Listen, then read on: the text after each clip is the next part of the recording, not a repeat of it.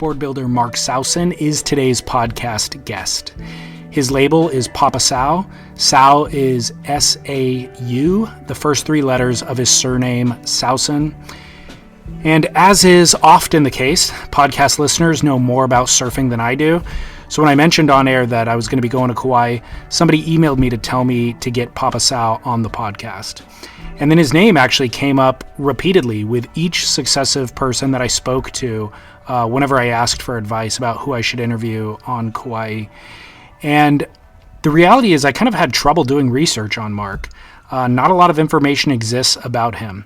He is not a great marketer. His website, papasaukauai.com, gives you an error page saying that the server can't be found. His Facebook and Instagram pages have modest followings, but his boards, especially his high-performance longboards, are highly acclaimed because Mark has been fine-tuning his designs for the specific waves on Kauai for decades. He made it to Kauai in 1970. Born in 1949 in Laguna Beach, California, or actually maybe not. Well, it wasn't really growing up in Laguna. I was born in Minnesota. Oh, okay. And then my parents moved to California when I was 8 years old. Okay. So the first beach I think I went to was like Newport Beach. Yep. And then then they moved to San Diego. And I started surfing when I was 14 in San Diego. It was like 1961. That's when the big surf surge happened, right? Mm-hmm. And so I got aboard, and I remember my first wave. I remember we rented a beach house in Old Mission in August every summer, and these sailors we called swabbies would come from from Belmont Park area. They'd rent boards and come down and try to surf. Well, a lot of them couldn't even handle an hour. They'd be taking their rentals back, and I could see that. So I went up to them, hey, can I get your board? I'll bring it back for you. And they went, you sure? You better bring it back, kid. And I go, I promise I'll bring it back. I go, okay, take the board. So I was riding whitewater, and I started getting into it. I remember the first time I stood up on whitewater, I go, this is it. I'm doing this. And then I got a paper route board for like $50 in Old Gordon and Smith. Oh. Yeah, and I ended up like surfing that at Old Mission, Pacific Beach, Crystal Pier. And then right when I was about 15 and a half, my parents said, we're moving. I said, where? San Francisco Bay Area. I said, well, where? She goes, Danville. I go, Danville? Where's that? So they brought me up to 50 miles inland, inland in this school called San Ramon High, and I was sick. I was so depressed. I was like, are you kidding me? I go, I don't want to go. I told my mom, look, I got my friends. Mother said I could stay with them. I can live with them. I'm going to stay here in San Diego. She goes, no, you're coming with us. You'll find other things to do besides surfing. There's baseball. There's golf, And so I'm just thinking, oh, God. There's no more baby, all night long. Mark got out of there as quickly as he could. He graduated in 1966, and despite wanting to get back to the beach as quickly as possible, the Vietnam War was 11 years into its 20-year duration, and Mark could avoid being sent to war if he went to college. So he stuck around in Northern California for a few years. He had gotten a car for graduation, so he was able to do the drive to the beaches around Santa Cruz. This was the log era, leashless, in cold water, and the warmer waters of Southern California beckoned.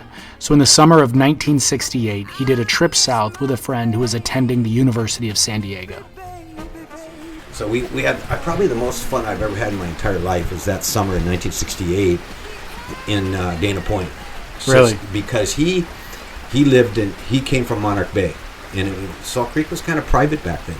So you could just put $1 on the clothespin and drive down there. And so, I started surfing Salt Creek, and then, needed jobs. So we ended up working for a Coast Catamaran, Hobie Cats, and we were building boats. And so I remember when my friend Jeff Hobbig grew up in San Clemente, and he would beat out at Salt Creek. He goes, yeah, I'm going back to Kauai. He came home for Christmas in 1969, and he goes, I'm going back to Kauai. You want to come with me? And I just got out of the draft because I was drafted, but then the lottery came out, and I got 346 was my number, which meant you're not going in. So it was intervention right there. I was like, all right, I'm going with you to Kauai. What's Kauai like? I just heard it was just rainy Garden Isle. He goes, no, there's great waves. There's Honolulu. And right then, I think 1969, Surfer Magazine came out with an article and showed Ching Yung's store with Tiger Aspera showed Jimmy Lucas cutting back at the bowl. It showed Taylor Camp, the front house. And he goes, that's where I live. I go, well, what's that like? He goes, it's unbelievable. It's tree houses. You don't need any money. You can just live off the land. There's fruit everywhere. I'm just like, is this real? You know, so I went with him, but of course it wasn't as realistic as that. But there was a lot of fruit, and the Taylor Camp scene wasn't really my scene. Everybody walking around naked, full hippie scene, you know. But I mean, it was pretty unusual, and you know, I've never seen anything like that in my life, and I was like going, and I've never seen anything quite like this island. You know, I went to Maui in '68 and saw what Hawaii was like in '68, but I didn't last long, maybe 2 months. I ran out of money and had to leave. But Kauai was just like fascinating to me at that time, and I just went, I'm going to figure out how to live here. I don't care what it takes. You know, so ended up...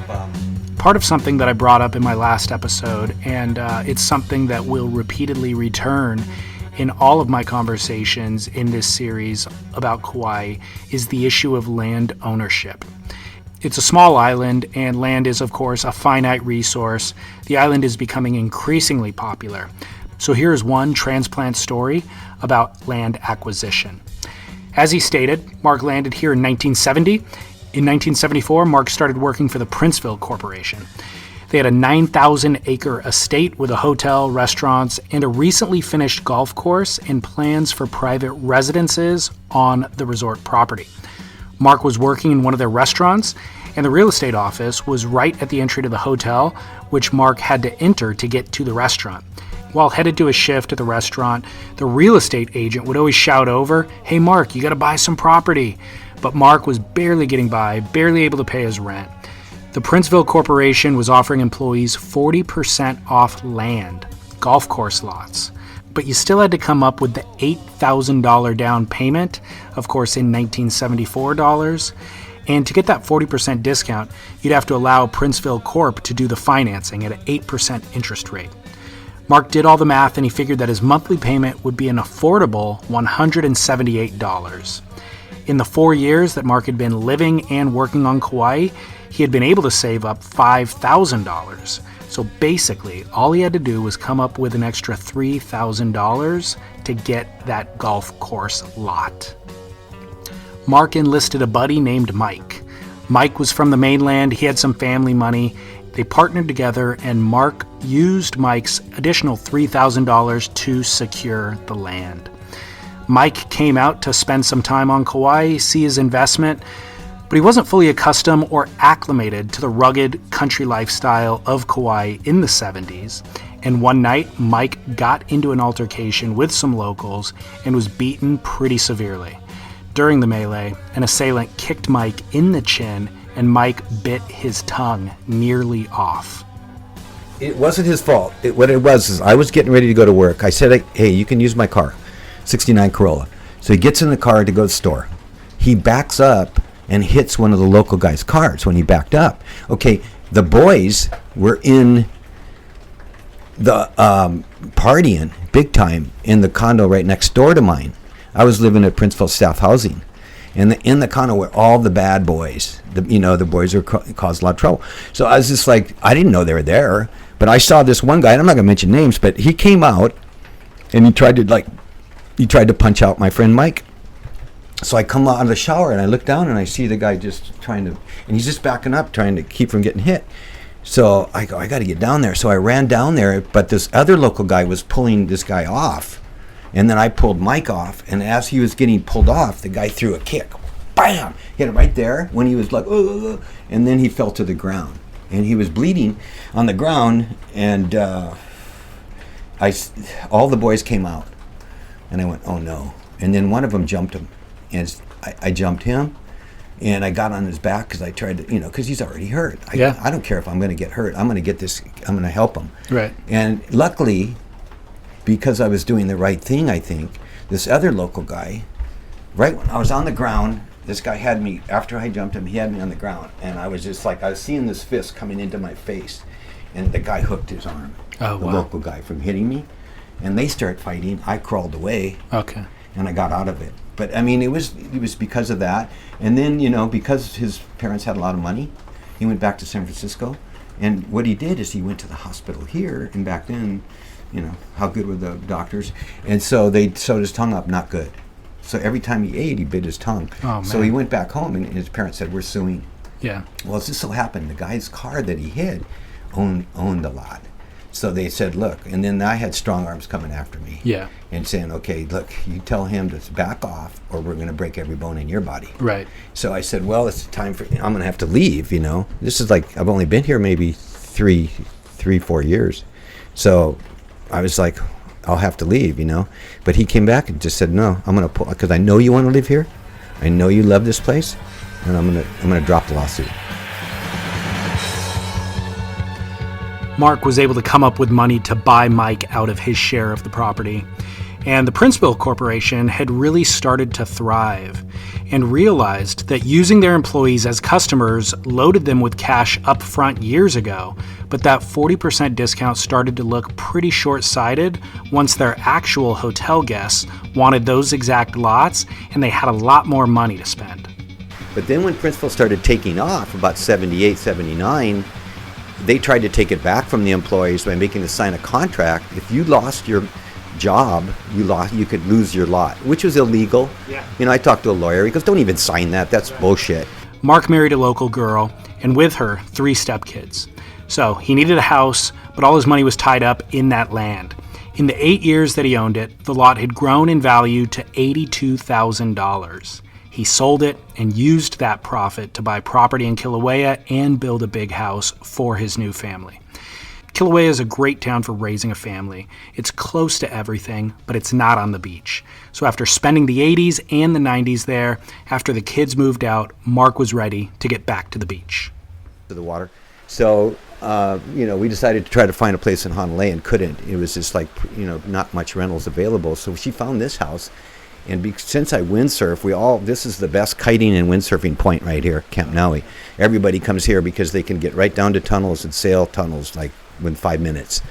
So I was thinking, ooh, maybe this is good for windsurfing, you know, and surfing tunnels. So I said, yeah, you know, we rented it for $950, and then the people that owned all the property, the mom died, the grandma, Ruby Joe, she used to own the Bounty House.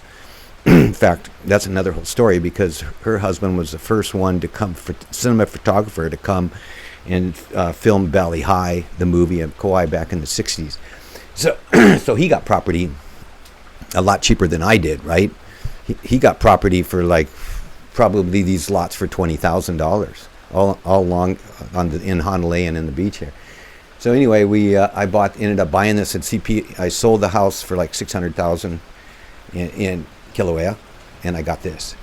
I had to CPR because they wanted all 3 houses to sell at once, and they wanted $2.1 million. And I said, "Oh shoot, I'm not gonna be able to do that." So I ended up like, well, if I CPR'd it, subdivided it, and sold those 2 for 1.2, I could get this for 6, and that's what I did. I pulled it off. It's amazing. And that's where we recorded this chat in Hyanna, 35 minutes west of Kilauea, on the remote fringe of the north, just before the road dead ends on that famed Napali coast. Our recording was delayed due to intense rain, which you could probably hear in the background in portions of our interview up until now. Thankfully, that let up and we were able to proceed. And you heard Mark speak about how he landed in Kauai in 1970, but I was curious about how he was able to make that dream of living here a reality. I remember when we were back at Coast Catamaran with Terry Martin, one of the best shapers Hobie ever had. And we went to Terry because we had a connection to Hobie. So I went in there, I said, look, I want one board, that's all I can afford, for Kauai, from 2 to 8 feet on lay. And he goes, okay, I'll make you a board. So he made 2 boards for Pierre and I, and they're like 7.2 single fin diamond tails. And that was the board. And I surfed the board, tunnels, on lay, bobos, cannons, all the spots. And probably the real imprint story about famous surfers was when I was at Cannons. I pulled up at Cannons, and there's standing on the cliff with Joey Cabell, Jimmy Lucas, and David Goodale.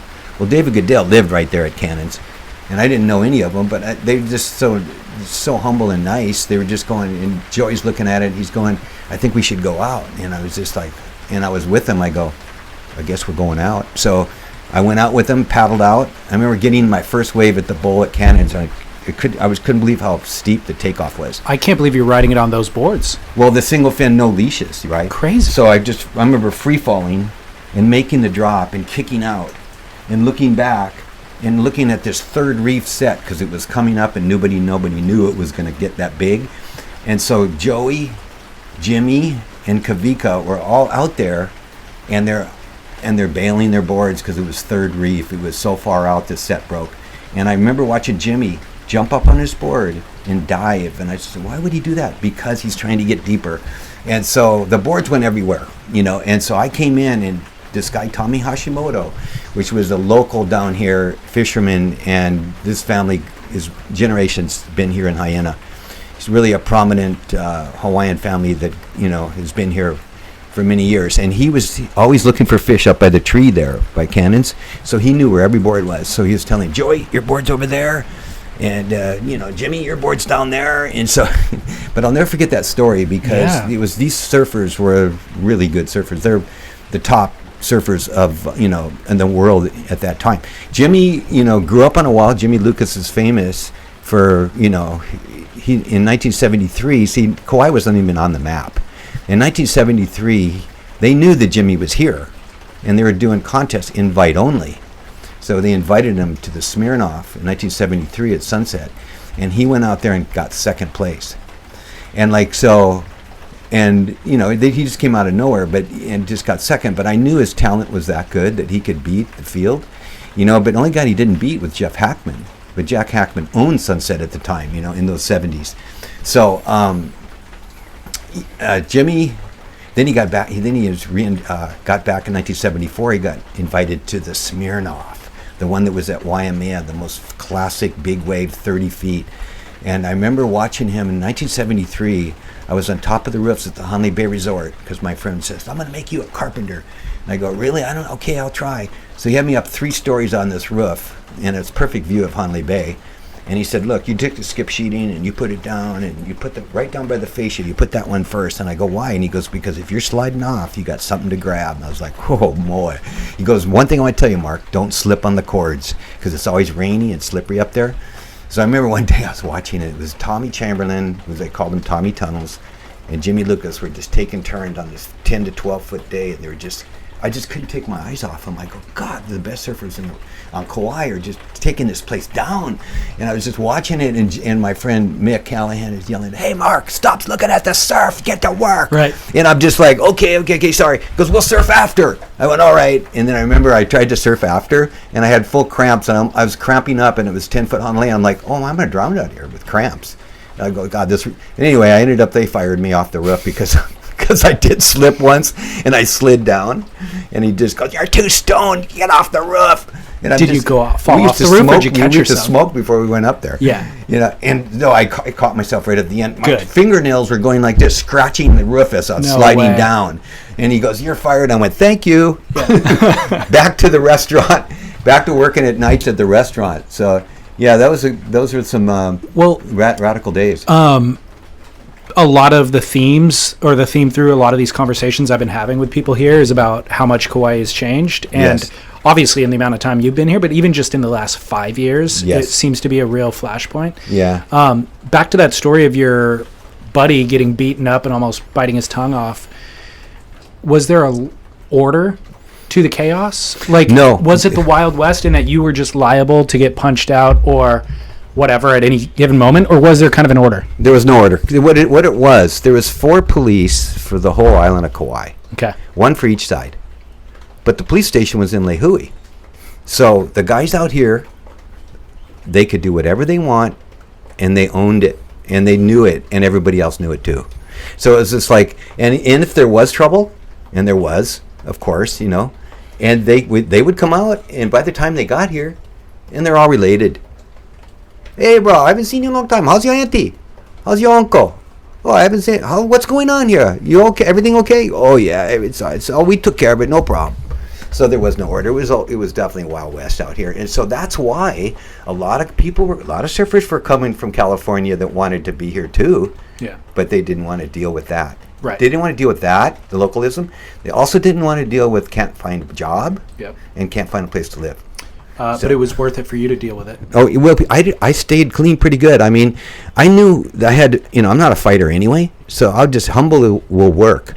Humility will work. So I was humble as I said, look, I mean, when I got a Hawaiian girlfriend, they said, one guy came up to me and goes, hey, bro, you'd like be Hawaiian, huh? You just wish you was Hawaiian, eh? And I go, I don't wish I was Hawaiian, but I respect the Hawaiian culture. I love the Hawaiian culture, and that's why I want to live here. So he didn't know what to say about that, but what can he say? Yeah. And so it's like it's so different now because the difference is they married haole girls. Most of these Hawaiians that were causing a lot of problems, so they ended up, marrying. How are they going to be prejudiced if your wife's haole and your kids hapa haole? Right. So they're not going to be that anymore. They just kind of grew out of it. Yeah. It's just like, yeah, I can see why they were that way. Of course. Because they wanted to protect their aina. This is something, they didn't surf to live to surf and surf to live like we did. They wanted to work, pull taro, feed the pigs, whatever they do, fish, holo. And then when they're done, they'll go surf. And when they go surf now in 1969-70, it's plenty haoles out there taking the lineup, and they're good. Right. And some of the haoles will fight. Sure. So it's like, there was just like, yeah, let's go to the beach. So let's go to the beach and we'll finish this off. But, the thing was, after a while, they didn't even want to do that anymore. They were like, they stopped surfing. They're going to let the haoles have it then. But every once in a while, I would see them at like Waikokos or something, all by themselves. About 6 of them out there surfing and having a great time. Yeah. Because surfing's in their blood naturally in Hawaiians. They're just so naturally gifted with surfing and singing and stuff like that it's just, it's just easy for them. They could lay off, not surf for months, go out and be just as good. Right. Yeah. Yeah. But guys like Jimmy Lucas, he was a little different. He was like, he had a job, and he had a beautiful wife and kids, and he wasn't, he didn't get threatened as much, of course, because, he was born and raised in Hawaii and part Hawaiian. So, but he wasn't a troublemaker. How were you introduced to board building? Board building, well, back in 1968, I paddled out at Salt Creek on a con wing nose one day, and David Nueva was just riding these new short boards, right? And he came down to the beach. He would come down with his Porsche that he had won from a contest, and he had like 3 short boards. And I didn't know anything about what kind of boards there were or anything, but he paddled out and he saw me on that longboard, and he goes, "Get off that dinosaur." And I looked at him and I went, "Oh my God, that's my hero, nose riding hero. He's telling me to get off." So I said, maybe it is time. So I saw Corky Carroll back then riding a twin fin, and I was like, God, I should. So I took a board and stripped it, because everybody back then was doing that, because longboards were completely out. All this new era was moving in, of the shortboard era, and it was all wide open. So I said, well, I want to make something like Corky's got. So I stripped a longboard, and I made a 5/8 twin fin, and I tried to make it red, but it turned pink, and I got a lot of shit for that, let me tell you. But so I was surfing it one day, and this guy Steve Truer was a photographer and a really good surfer. He went and said, "Mark, I hate to tell you this, but you used to be a smooth surfer, but you're jerky now." And I went, "Well, sorry, I'm just trying to ride this twin fin, And that was so thick, I could actually knee paddle it. I was only like about 140 pounds. Amazing. Yeah, it was 5/8. So then that was my first board, and then one time in Newport Beach, I was at Corona Del Mar, I had that board, and someone said, "Hey, who made that?" And I go, "I did." And he goes, "Well, could you make me a couple boards?" And I went, "Sure." And my friend next to me, and I go, "I'm a shaper. He's the glasser." And he goes, "I am?" I go, "You're the glasser." So we did two or three boards in the garage in '68. That's why I put on the shirt, established in 1968. But I really wasn't established. I was just the first time I cracked the trying to be a shaper code. But then I started. I think what really opened my mind to shaping was Bunker Spreckles. I don't know if you've heard of him. Of course. Yeah. So Bunker I lived like 100 yards from Bunker's house. Here. And Bunker was making these spaceships, and he had 2 shaping rooms, a couple glassing rooms, really hot surfers living with him, and Vinnie Bryan, who was bless his soul, he passed away, but he was a beautiful surfer, super fast. Anyway, they were making boards over there, and I said, and I was living with John Riddle from, they called him New Break Kid, and he was living with me, and I said, hey, Bunker, can you get me in the shop, make a board for myself? I want to make a board for tunnels. And he goes, I don't know, I'll try. He didn't want to do it. So I asked Vinny, I said, Vinny, can you ask Bunker? And he goes, sure. And he said, yeah, you can do it. Come on in. So I went over there, and I wasn't sure what I was going to make. All I knew I was going to make a short board for tunnels. And I was looking at all their edge boards, and I was going, well, that's too extreme. It's hard edges all the way around. Super, you could cut yourself almost. Wow. And like super flat. They were like thick tails, and they would go down like this and taper. But they would just do this because of the thick tails. It'd just go, and get in without even a paddle. Right. And just jump to their feet. And so I did something like that. I did kind of an edge board, but it was 6'8", I think. And I finished it, and Todd and Rick Value, who was living with those guys, and really good surfers at tunnels. And there was only maybe like 5 to 8 guys surf tunnels, and we were the guys mostly because we lived down here. Go to Honolulu every now and then, but it was kind of crowded. Yeah. There's a lot of good surfers already coming from all over, Honolulu, Kapaa, but they knew Honolulu was the spot, and it was good from 2 to 20, so they're going to be on that spot, So it took a long time, like I said, to get a wave out there, but so Vinny looked at the board and he goes, "That's you did it's really nice." And I went, "Oh, thanks, Vinny. I got a compliment, So I was like, "Wow." Then later on, Differ lived here, and Larry Strada, a couple of really good shapers too. So I mean, why should I try to keep shaping my own boards when I can get boards from the best shapers here? And so I kind of stopped. But I remember I stripped a board for this local guy. He was telling me, "Hey, bro, I'd like you to make me one board." And I said, "Okay." And then he goes, I go, "Yeah, you really want me to?" Yeah. So he brings me a board and he goes, "Here, strip it." And I was like, "Oh my gosh." So I had to strip it. And by the time I stripped it, it wasn't thick enough for him. But it looked good because it was actually pre-shaped, right? I mean, it was when it was in the shaping room, and Differ saw it. And he goes, "Who shaped this?" He goes, "Mark did." And he goes, "Well, tell him to keep doing it." And that was kind of stayed in my mind right then too. But for years and years, I didn't, and I went to Hamilton, Terry Chun. But in the 90s, see, I was surfing a lot of longboard contests on Oahu, and they called the Hawaiian Longboard Surfing Association, and it was an inter-island pro-am longboard thing. We were prepped to perpetuate the longboard. So, and it came back, longboarding came back in the early 80s. And I remember Riddle would bring a Skip Fry over once, and he said, "Hey, I'll sell you this board." And I rode this. I had a 9.3 Skip Fry, and I would just only surf it when it was this big. And I had so much fun, though, because nobody would go out when it was small. So it was just me, Ralph Young, Billy Hamilton, maybe 3 or 4 of us like riding longboards when it was that small. And then they started this Pine Trees Longboard Classic about 78, 79, or maybe it was earlier than that, 77. And nobody had longboards.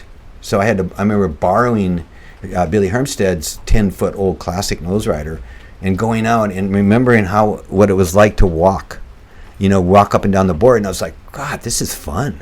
And I kind of started getting into it a little bit, but it still was my main thing was shortboarding, good waves. And so I never really did much of it that much, just here and there. But then I got into the Hawaiian Longboard Surfing Association and started like surfing all around the islands. And so there was guys like Lance Walcano, and their kids, Dino Miranda, they're 20 years younger than me, and, Bonga Perkins and all these guys, and I'm watching them surf and I'm going, geez, man, these guys are surfing longboards like shortboards. And that's how it was kind of judged. It was more like, high performance, not really nose riding. And so I looked at a lot of boards, and I was always trying to get a better board back then. And I would go to Billy a lot. And Billy at one point, he just said, "Hey, I don't need my team." I was kind of on his team. So he goes, I'm eliminating my team. I don't need a team. I said, whatever. So I remember going over to Gary McNabb. I don't know if you heard of him yet. Yeah, he's the guy that inspired me probably the most to shape. Wow. Because he came here and visited, and he had a board, and he goes, "Take my board out." So I surfed it, and I noticed Mortel Rocker was creating this very looser feeling. I was like, wow, can you make me a couple boards? And can I get a deal? Of course, now I pay for that, for trying to get a deal from all the shapers. "Oh, I'll ride your boards." Right.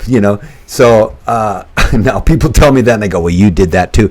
So, but anyway, Gary's boards, he started sending me boards. And then he sent me epoxy ones and stuff. And I remember I I really loved them, and I started surfing better on those boards. And then I remember taking one to Terry Chan. I said, Terry, no, I went back to, okay, they had this one Magic board that I called Magic.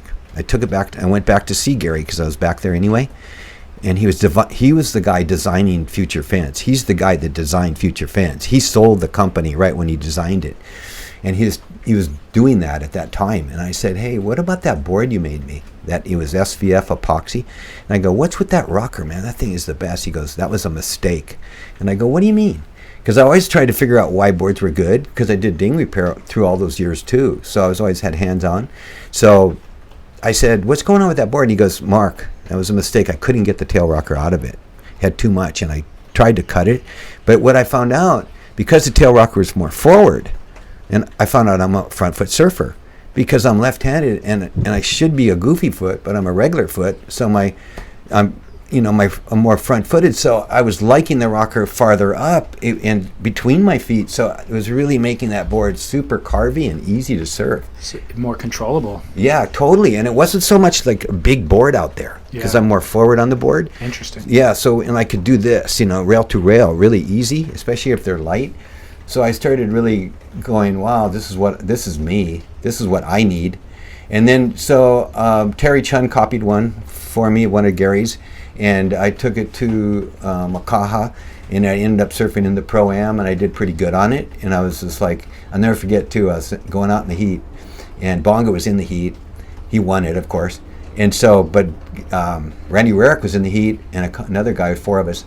And he comes up to me, and he sees it. It had a square nose. Terry made me, and he goes, how you like that board? And I go, oh, I love this board. And he goes, oh, because it had beveled rails and everything, and I was just like into that board. And so I knew, when you're confident in a board like that, you're going to do good, usually. So I did good. I ended up like second in the heat and advanced. And, so then, I did all the contests. And then at one point, we moved here. And I had ding repair in my garage over there, and I said, I can't do ding repair in the yard. It rains all the time. I can't put up a little tent. It didn't really work that good. So I said, look, I'm going to build a ding repair room, which is that thing over there. But it was over here, right here. So we built it, and as my friends were building it, it was costing me like $4,000. I was like, geez, I just wanted to, but I go, I might as well make it a shaping bay. And because it's drywall and everything, and I said, just make it a shaping bay. And so, and what I'll do if I can't shape or I don't really take off on shaping, I'll just let guest shapers come over here and use it, and maybe I'll learn from them, And I did do that. I had like Jeff Johnston from Town and Country. I had Hawai'i, Don Johnston, who lives here now, and I had like other shapers come in and use it too. But I was also getting boards from different guys. And I remember making my first longboard for myself. The 2 shapers came over to look at it, John Riddle and David Emplem. Because I was riding David Emplem's boards, right? So in Mua fiberglass. So he looks at the board and goes, oh my God, we got another shaper. Some more competition. Which is a compliment. Yeah, it was. And so what I did, the first 10 boards, the first 10 boards that I shaped, I gave them the free shapes and just made everybody just pay the cost of the materials for blank and fiber, and for the glass job. And then it took off. And I remember when I surfed in the Pine Trees Longboard Classic, and I did pretty good on my own board, and some people were looking at it, and they said, hey, and I was something new, something different, so they wanted to try something different. And now that's why I look at shapers, all the shapers. There's a lot of good ones here on Kauai. But I look at it, we're all artists, right? We're just doing our thing. And if people like our boards, then we're good. No one is really better than anybody else. There's probably better craftsmen out there for sure. Like carpentry, there's always better craftsmen. Mm-hmm. You can bid a job for a carpentry job, and they're not going to say, are you the best craftsman? Well, maybe for interior work, but for shaping, it's just a self-expression thing. And you, just like surfing, if the guy likes your board, it's good. Yeah. Right? I mean, so it doesn't matter. Yeah. If it's what I like about now too is it's not as trendy. I mean, it's in a way it is kind of trendy in some aspects, but as far as like, there's not just one certain board that everybody wants, you got to make that's good. And the thing is, the magic board is different for every person too. Exactly. Right? So, what you got to do as a shaper is like when someone says it's a magic board, you go, oh no.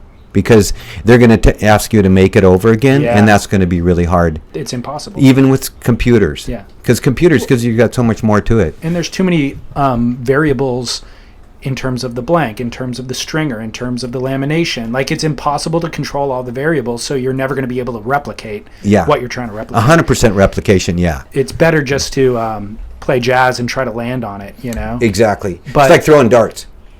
If you get the bullseye, good. But you're not going to always hit that bullseye. No. Yeah. So where were you getting materials? I mean, we're out here in the middle of nowhere. It seems pretty far removed from all the sources. Well, Clark.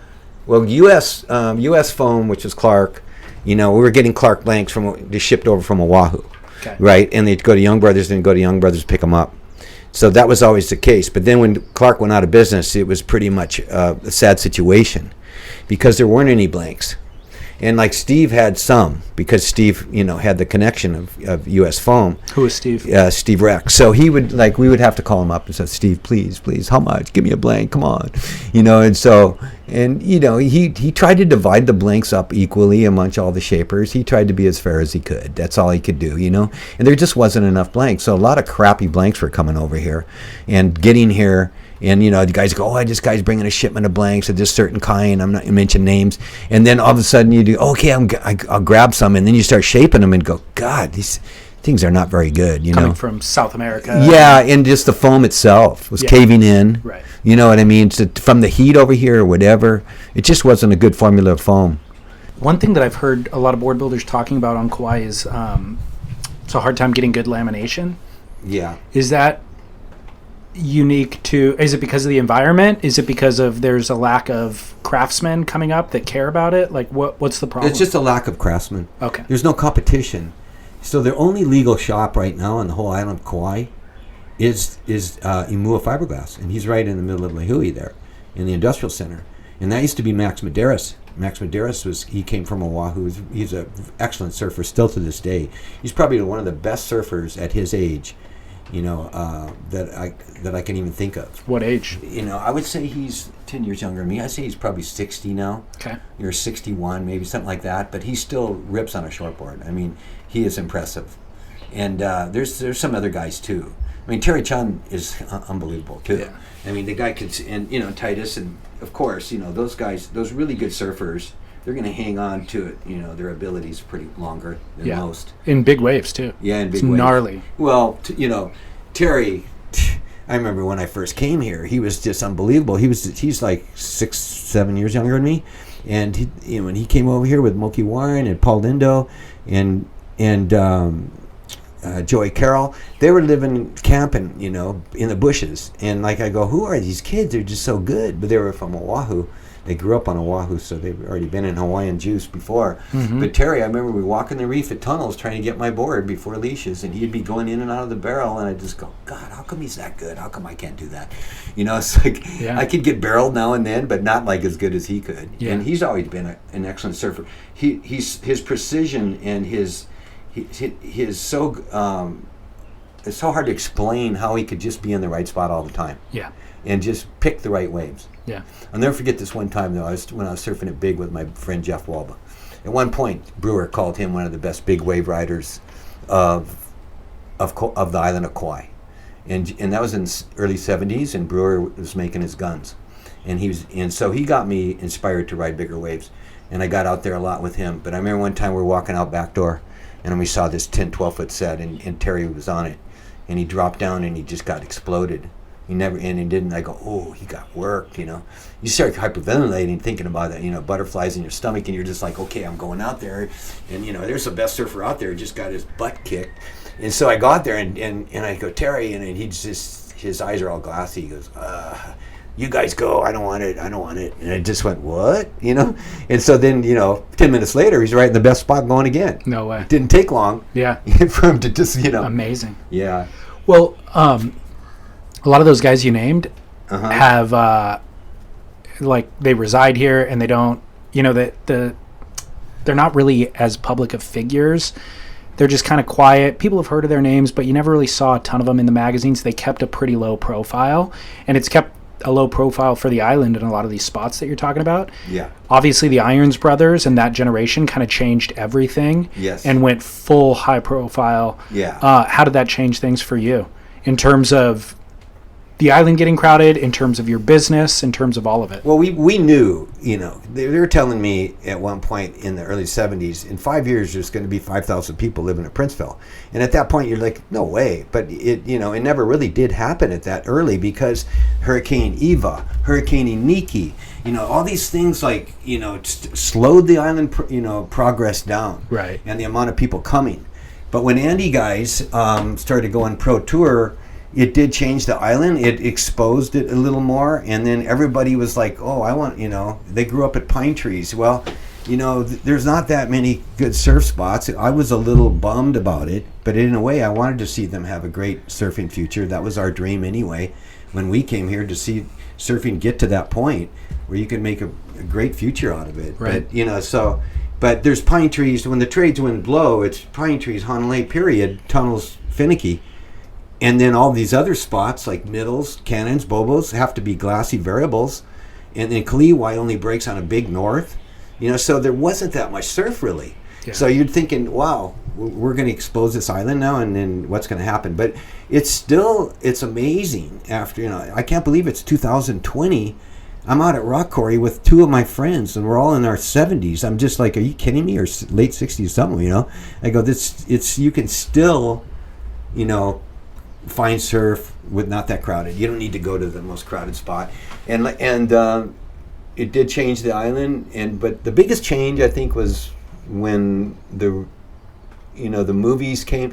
I think that when they did a lot of films here, and then I remember when they did a golf tournament at Princeville, the Kemper Open for the women's, and Lee Trevino, he's on the mic and he goes, "This is the best kept secret I've ever seen." He sees it right on TV and national television. I'm like, oh no, thanks, Trevino. Right. You know what I mean? But it did. I think once the wealthier people came, that's where the big change happened, because they want it all. They want to live in paradise, but they want things the way they want it. The culture wise. So it's just not. It's Hawaiians are revolting. They've been doing that for, since the overthrow. But I'm just, I feel bad for the Hawaiian. My wife's a Hawaiian activist. And I don't get involved that much in that because I'm not Hawaiian, but I understand where she's coming from, the pride, in the indigenous people. And so when these people are building houses on the point here with all this money, the reason why they're buying this property is because they're telling them you can do a vacation rental, which was illegal in the first place. And too bad that the county didn't jump on this before they did, because now you got all this residential areas with vacation rentals, and that's the only reason they bought the property, because they can get $10,000 a week. Yeah. So it more than pays the mortgage. Yeah, more than pays the mortgage, and they can come and visit when they want. Yeah. But they have an attitude, and it's not the same as when I got here. Right. Our attitude was be humble, respect the Hawaiian culture. Over here, it's like move over. Right. I'm here. Yeah. You know what I mean? So that's kind of sad. What I would imagine it affects your property taxes too, right? It does, but then I got lucky on this because it was really high when I first got this piece. Oh, okay. And then with the exemptions and stuff, being an owner occupant, and then here the exemptions are a lot better, so I can deal with it. But the worst part over here is the tidal wave insurance. Oh, really? Because it's inevitable that someday there will be a tidal wave. There was before. So, it's just sad that, it's like $10,000 a year for the beachfront. I think it's even more than that. I pay like $5,000 a year here, for this back house, for one house back from the beach. And so that's the hardest part, because they're only going to give you, if there is a tidal wave, they're only going to give you like $250,000, and so what that can, and then you got to go with the new codes. Yeah. Up off the ground. Right. I'm grandfathered here. Right. This thing was built in 73. Okay. Yeah. What are the issues that your wife is most concerned about as a Hawaiian? You said she's an activist. Just desecrating the Aina. She's her biggest thing. The land. Yeah. There's a lot of bones. A lot of Hawaiians, they're buried they didn't have graveyards. They, like in Tahiti, they bury their family in the backyard. So it's like a lot of bones they find bones when they're like, with this new construction, this tidal wave insurance construction, they have to have like interlocking foundations. And so they have to go down like 4 or 5 feet, and then the interlock concrete foundations to come off the ground to go up higher. So when the tidal wave does come, and they have breakaway walls on their first story so the water can go through. But anyway, I remember Charo came up to me when I was a waiter, and she goes, well, Mark, when's the last time there was a tidal wave? What do you think? And she's trying to get insurance because they made a new law that if you interlock this. But now they're digging, they're digging deep to do that. And so they're digging up bones all the time. So, you have the archaeologists have to come out, and the burial council has to come out and okay it. And then most of the time they'll move the bones off onto the side. And the biggest controversy probably was on the point over here. There was 28 graves. This guy dug up 28 graves standing straight up and down. I don't know how that was done or why it was done, but all the Hawaiians got involved. Yeah. And my wife was down there, and with Kaulani and Hawaiians from the Big Island and stuff. And a lot of the activists came to stop the building there. And they said, you're desecrating this area, Right. So they already had a permit. So this guy's a big developer. He's got a lot of money, and he goes, "Hey, they stopped the construction for a month, delayed it, right? These guys were working on it, had to go home because all these Hawaiians were saying leave." So eventually, the guy just tried to summon everybody for trespassing, and so they ended up like Terry Tico lives right here in front. She's a lawyer, and she's super nice, and she windsurfs and that kind of thing. So she understands where the Hawaiians coming from. She just told the guy, hey, if you want to build here, you better drop that lawsuit. And so, at one point I was just saying, Louise, we're going to lose our house because he's suing you. I don't, how about the other activists? What do they have? We got something here. Yeah. You want to lose it? So she had to pull back, but she has a lot of pride. So well, it's understandable. And there's been so much injustice along the way from the initial annexing of the land and the islands in the first place. Like there's so much resentment, and I think also miscommunications along the ways. Yeah. But do you guys feel optimistic about local politicians being able to solve some of these problems and advocate for the local Hawaiians? Yeah, I think there's a possibility of that, but it's really hard for the politicians to make everybody happy, right? I know. So that's really a good balancing act there. And a lot of times, like I think our mayor Derek Kawakami is a good mayor. I think he's not only does he surf, so that's a good thing, but that he's more conscientious of the Hawaiians, I think, and so I think there's a possibility that there can be some things that will make the Hawaiians a little more at ease about, the overthrow of what's going on Kauai is basically the whole state, matter of fact. But yeah, so it's a hard one for them, I think, as a politician, because, it's easier for them to be limelighters or, to just try to make the right people happy, the people that are going to help them. It's an impossible task, it seems. I've talked to a couple of people on the podcast this past week, politicians and stuff, and everybody's heart seems like it's in the right place. Yeah. But it's impossible to please everybody.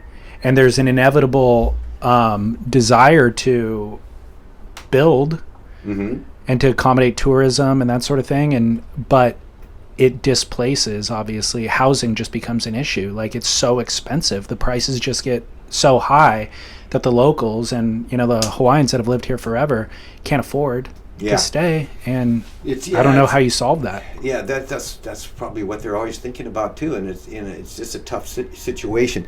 The amount of people that are coming here, too, make the big difference, Totally. And the type of people, too. So, I think they should just put a moratorium on the amount of property that's being sold. That might be the solution. Yeah, and they got to find more property for the Hawaiians to live. Just give them property to live and do their own farming and let them. I know they can't live off the ocean like they used to, but when that flood happened here, this ocean came back or out here. I mean, the fish were more. Because my son-in-law, he works for the DLNR.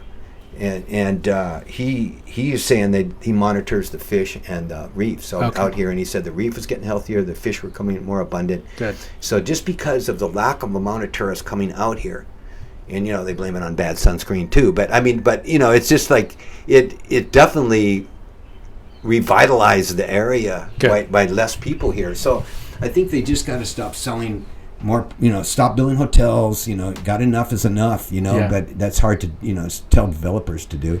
But even the roads are full of potholes. Yeah. There's like real basic stuff. I know. And that's just priorities in our income tax money, where is it going? Right, exactly. And so, the biggest problem is housing. Yeah. And, jobs are not the problem anymore because there's a lot of businesses that want employees and they're help wanted everywhere, but where are they going to live? Right. So it's just like everywhere it's happened, in the mainland, it's happened on Oahu.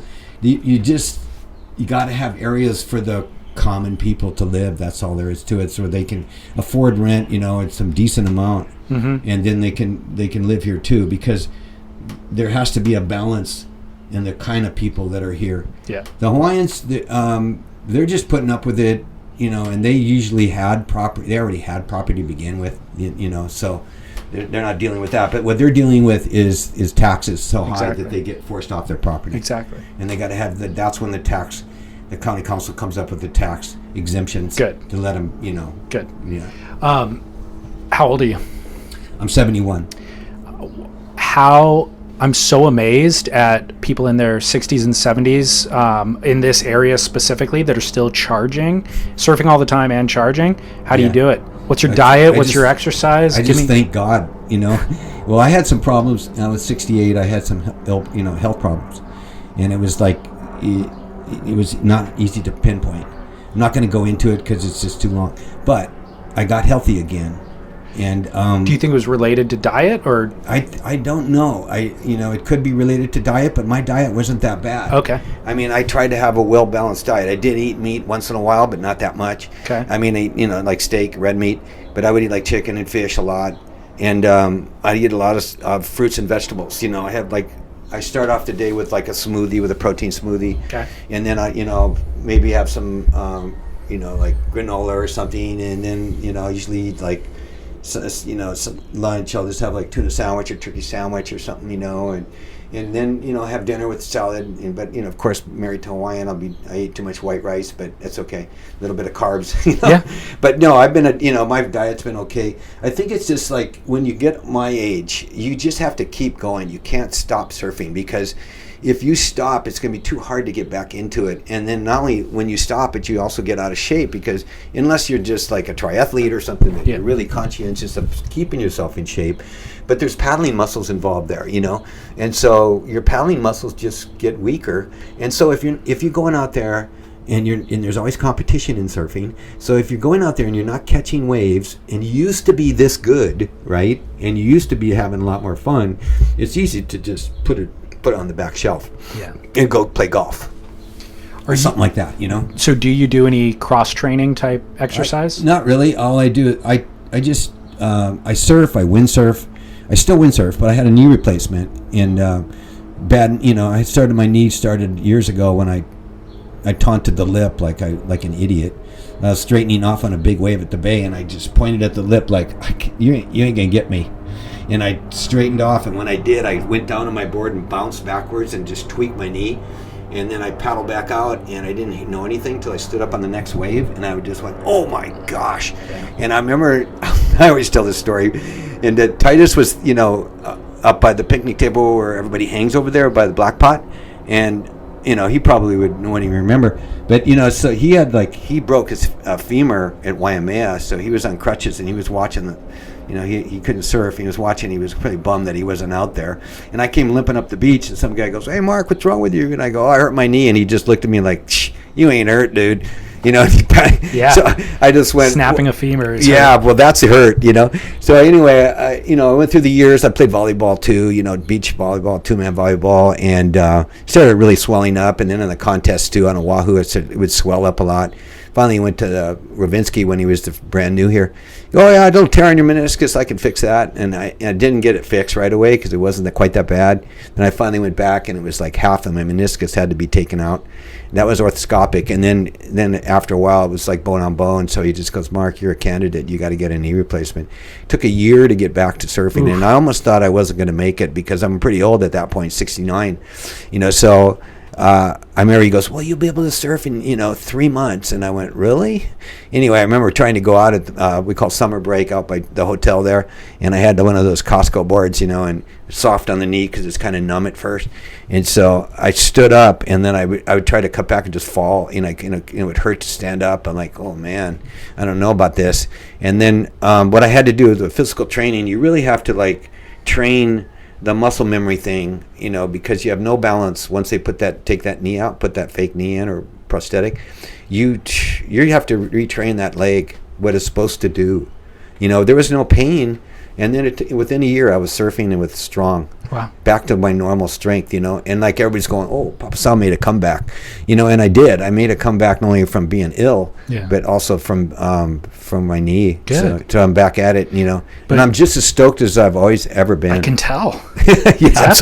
Yeah. But you mentioned off mics that you're not riding waves any bigger than 6 feet. Yeah, at one point I got out there and I started going, it started kind of thinking, hey, if I get caught inside by a big set, I might drown.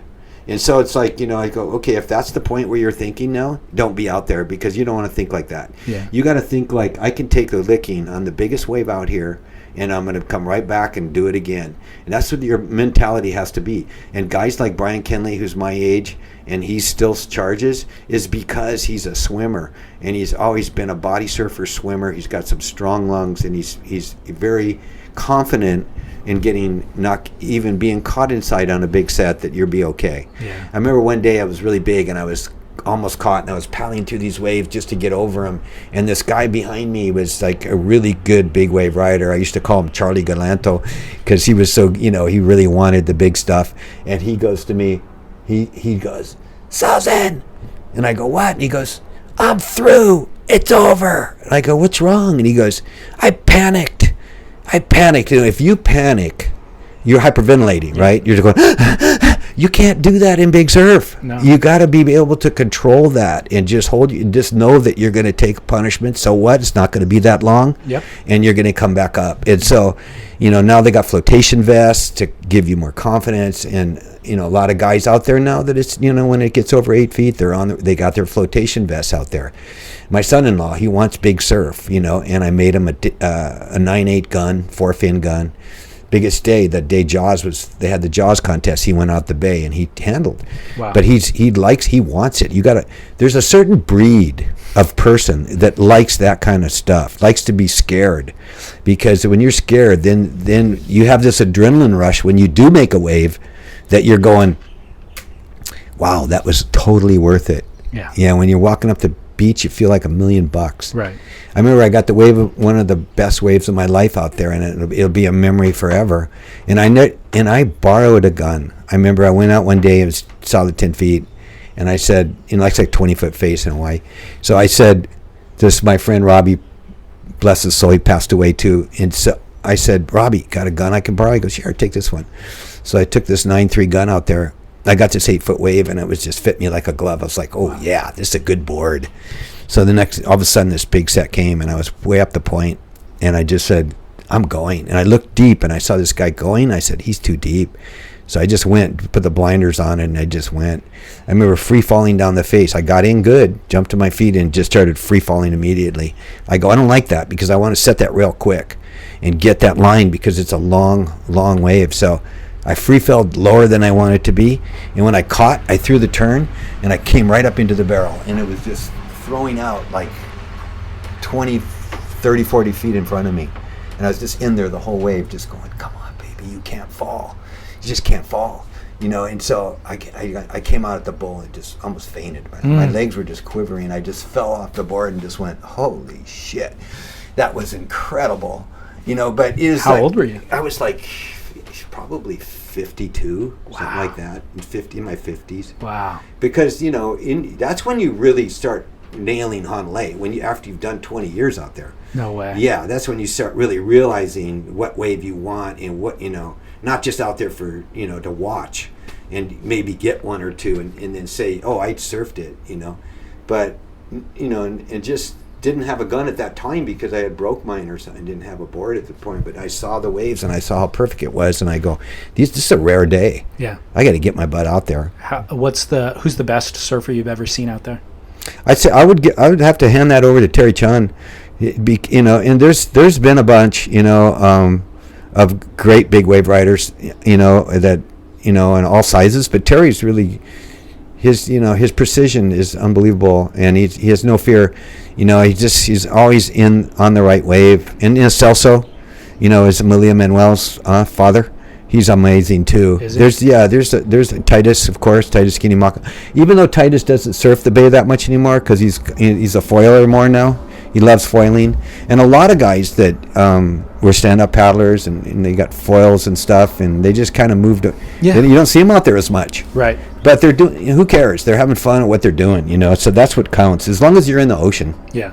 I don't care if you're on a boogie board. So what? Yeah. Yeah. How often do you ride other shapers' surfboards? I don't ride any other people's boards anymore unless unless I'm stuck without a board. It's not like I won't ride them. I'm not that close-minded about my shapes. I just know that what I'm making for myself is probably going to be the best thing for me. And if someone says, "Hey, you got to try this board," just go out and try it. And like Tom Powers told me one time, you got to try this little 6'8", Almeric epoxy pop out. And I said, okay, he goes, oh man, it's so good. You get off that longboard, you're going to love this. And I got on the board, and I didn't really like it because it was too quirky. Yeah. And I couldn't even duck dive it that good because it was just throwing me back over. And I was going, God, it's floaty, which is good for easy to catch waves. And it felt like on those epoxy boards, like I wasn't creating the speed, it was creating the speed itself because it didn't have any flex. So it was just take off and go. And then, you're going, whoa, I'm going. So those kind of boards are probably better for beginner surfers because you don't have to learn how to create speed or learn how to that's what I call a good surfer, period, is one that can create speed. It can come from slow to fast, go from slow to fast, and then slow down again and go fast again, So that's a surfer that's learned how to, really, use the board for its best, whatever it has going for it. Yeah. So, yeah. Who's buying your boards? Is it all locals, or is it tourists that come through, how do you connect with them? Everything in between. Just because you've been at it for so long, they know how to get a hold of you? You know what's amazing about shaping? And it's like people go up to me all the time and go, oh, you're famous, you're a legend. I go, I'm not a legend, I'm just a guy that's still around. It's like I'm still around, and people like my boards, so thank God for that. It's like when I started shaping, I didn't think I was going to be where I'm at now. There's no way. I was thinking, I'm just going to do boards for myself, and that's going to be good enough. Yeah. So I didn't have any long-range, goals on shaping. All I knew, though, because I've been through all these generations of surfboard design, that I was going to be able to make anything. And because once you learn how to shape the fundamental steps, you should be able to shape anything. And what helped me the most was John Carper's Shaping 101, because what that did is it set me into steps.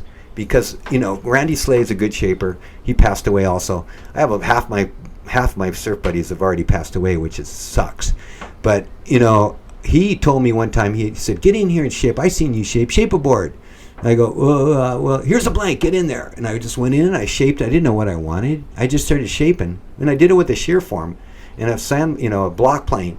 And I ended up making this board. I took it down to Donkey's Bay. It sucked. I hated it. And I just go, this thing sucks.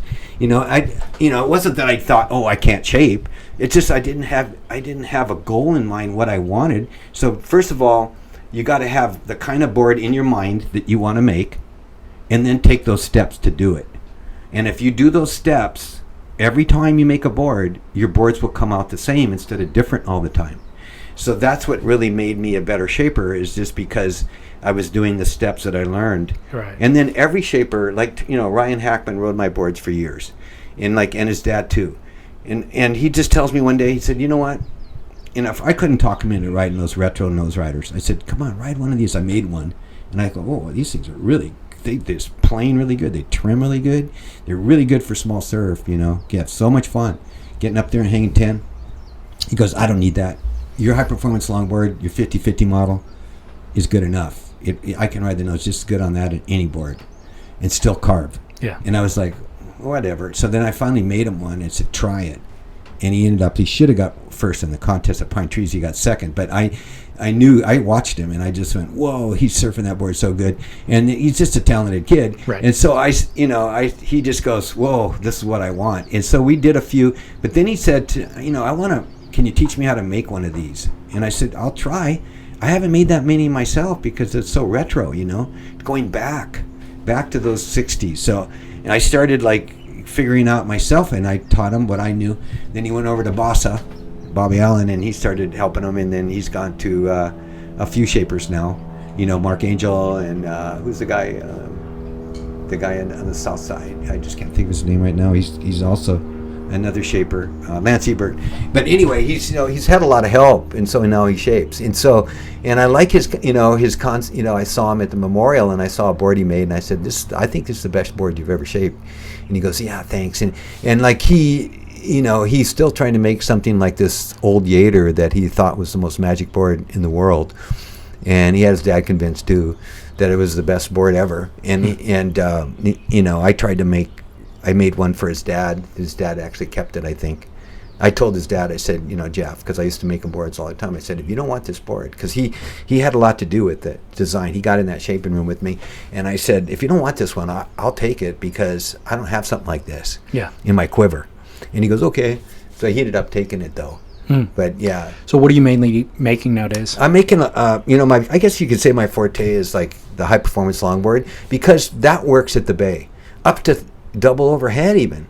You can surf a high performance longboard in a lot of big surf, but the problem is they're going to break because one time you get caught inside, even at 6 foot, and you have a leash or even without a leash, there's too much area that doesn't sink. It's distributed too long. So even if it's I don't care if it's 3 inches and thick stringer, it'll break at the bay because powerful waves. But I make more than that, and then, I go to the retro, and now I'm making a model. A lot of the girls have been ordering my boards lately, the young girls. And, I got, it's good to have, be popular, to be a shaper. It's so important. And, so Coral, and she owns the Ohana Surf Shop. She's a super good surfer. Her family, she's married to a Hawaiian, Chandler, Moku. And they got some kids, Legend and Mananalu, and they're doing so good. They're so young. They're surfing pipeline already. No way. And I talked to Kai Borg, and I said, Kai, can you believe Legend? He's surfing pipeline. He goes, oh yeah, that's what they do, man. We get them out there. He goes, that's where they got to start. Pipeline. It's 8 years old. Wow. Pulling in the barrel. It's just crazy. like, God, I would never think of that back in the day. Yeah. What they can do now, the talent. No. They start so young here. So crazy. There's nothing else to do. Yeah. Except maybe play soccer. Yeah. Yeah. So. Final question for everybody is just, what was the last surfboard that you rode personally? The last board that I ride right now is my performance is Epoxy. Yeah, it's EPS foam. EPS foam. I have 3 longboards. I have a classic nose rider that's 6. That's like 9.6, and glass real strong and heavy for small wave for just walking. Not as good as I used to be as trying to get to the tip, but I still can a little bit. And then I got I just made an in-between model. I don't know what to call it yet, but I'm going to give it a name. But it's like 9.3, but it's got the old with the new. It's got the, it's got the 60/40 rail. It's got more V in the back and a little bit of edge in the very back, but it's got a deep concave and the narrower nose. I'm going a little not as wide now in the nose. What's the fin setup? The fin setup is single fin. No, okay. That one's a single fin. Okay. Because a lot of the girls that I've been making boards for that are Coral's kind of like crew. Coral's just all the girls with Coral has all these longboards at her house just lined up. A lot of them are mine, and the kids use them. And so she tells them, if you want one of these, go to Mark. So thank God for people like her and other people that love my boards, that they talk good about me. So that's what keeps me going. And I really appreciate that, and I'm stoked to do it. Some guy asked me the other day, when did you start shaping? I go, well, not really. Started really not doing it until about 97 or 98, and he goes, "You're kidding me?